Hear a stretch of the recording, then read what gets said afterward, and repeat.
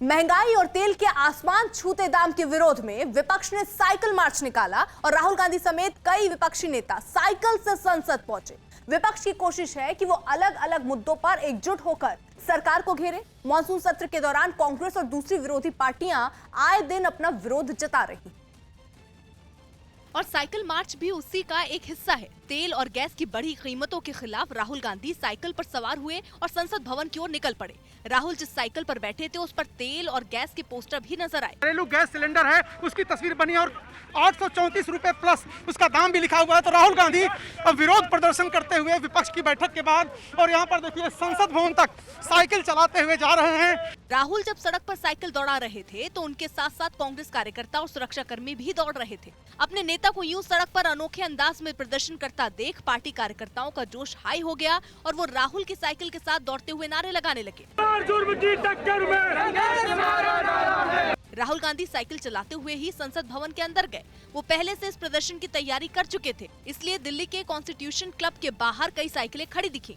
राहुल जैसे ही वहां से निकले वो साइकिल पर बैठ गए और संसद की ओर बढ़ने लगे। कई विपक्षी नेताओं ने भी इसमें उनका साथ दिया और वो भी राहुल के पीछे पीछे साइकिल से संसद पहुंचे। राहुल गांधी लगातार सदन से सड़क तक विपक्ष को सरकार के खिलाफ एकजुट करने में जुटे हुए हैं। उन्होंने दूसरी पार्टियों के नेताओं से अपील की थी कि वो इस प्रदर्शन में उनका साथ दें, जिसे ज्यादातर विपक्षी पार्टियों ने मान लिया और वो भी राहुल की तरह ही साइकिल चलाते हुए संसद पहुंचे।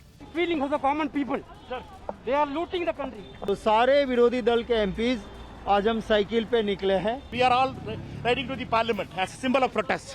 इस बार के मॉनसून सत्र में विपक्ष पहले भी अनोखे अंदाज में सरकार तक अपनी बात पहुंचाने की कोशिश कर चुका है। कुछ दिन पहले ही ट्रैक्टर से संसद पहुंचकर राहुल ने सभी को चौंका दिया था, क्योंकि दिल्ली पुलिस को ऐसे किसी प्रदर्शन की जानकारी ही नहीं थी।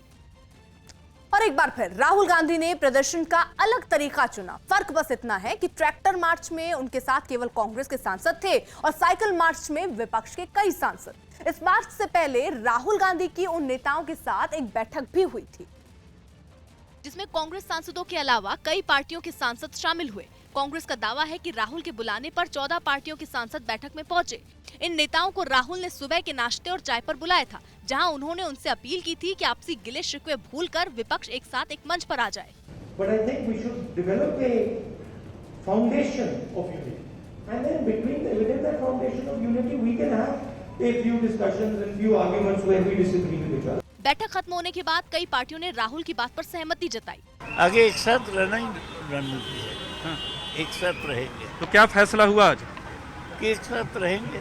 लेकिन बीजेपी ने इसे विपक्षी पार्टियों की वर्चस्व की लड़ाई बताकर बेफिक्री दिखाई। विपक्ष का नेता कौन बने, विपक्ष में कौन जो है वो अपना वर्चस्व कायम कर सके, वो संघर्ष चल रहा है। विपक्ष सरकार के खिलाफ एक दिखने की हर मुमकिन कोशिश कर रहा है, लेकिन आम आदमी पार्टी और बीएसपी राहुल के बुलाने पर नहीं आए, जिससे संकेत मिलने लगे कि बीजेपी का विकल्प बनने की राह इतनी आसान नहीं है।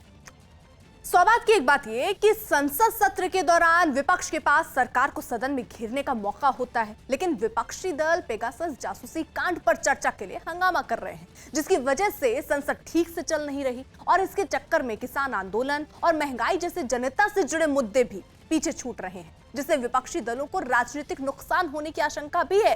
लिहाजा सदन के बजाय सड़क पर कभी ट्रैक्टर तो कभी साइकिल चलाकर राहुल गांधी ये संदेश देने की कोशिश कर रहे हैं कि उन्हें महंगाई और किसानों के मुद्दे भी याद हैं।